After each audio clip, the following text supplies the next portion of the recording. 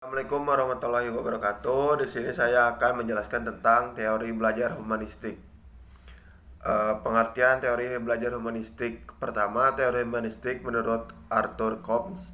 Menurut pendapat Combs, belajar bukan hanya tentang bagaimana menghafal materi, namun lebih dari itu.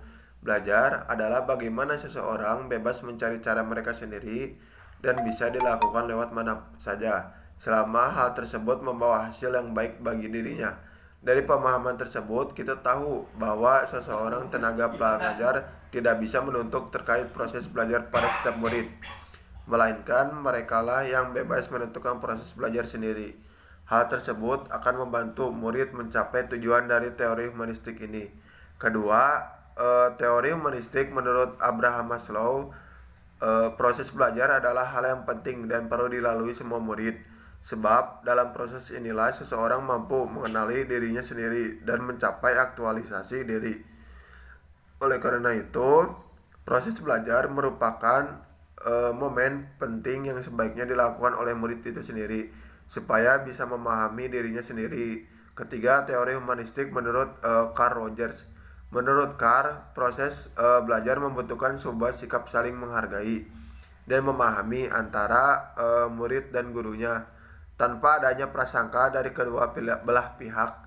Dengan begitu, proses belajar akan berjalan dengan baik. Tujuan teori belajar humanistik. Teori pembelajaran humanistik ini juga memiliki tujuan yang jelas, yakni bertujuan menjadi seseorang yang lebih manusiawi dengan harapan agar bisa menjadi lebih peka terhadap lingkungan sekitar, mampu memahami diri sendiri untuk mampu meraih aktualisasi diri. Inti dari teori humanistik ini adalah baik murid maupun guru fokus terhadap proses pembelajaran dengan murid yang mencari cara dan sistem belajar mereka sendiri. Ciri-ciri teori belajar humanistik. Pertama, menekankan pada aktualisasi diri individu. Manusia sebagai sosok individu yang bisa mengeksplor dirinya. Kedua, proses merupakan hal penting yang menjadi fokus belajar, melibatkan peran aspek kognitif dan afektif. Keempat, mengedepankan pengetahuan atau pemahaman. Kelima, mengedepankan bentuk perilaku diri sendiri. Keenam, tidak ada yang berhak mengatur proses belajar setiap individu. Nah, adapun kelebihan teori belajar humanistik. Pertama, penekanan ada pada pembentukan kepribadian, hati nurani, perubahan sikap setiap individu. Kedua, menumbuhkan minat seseorang untuk terus belajar. Ketiga, membuat seseorang individu memiliki pengalaman yang berarti. Keempat, menumbuhkan kreativitas individu.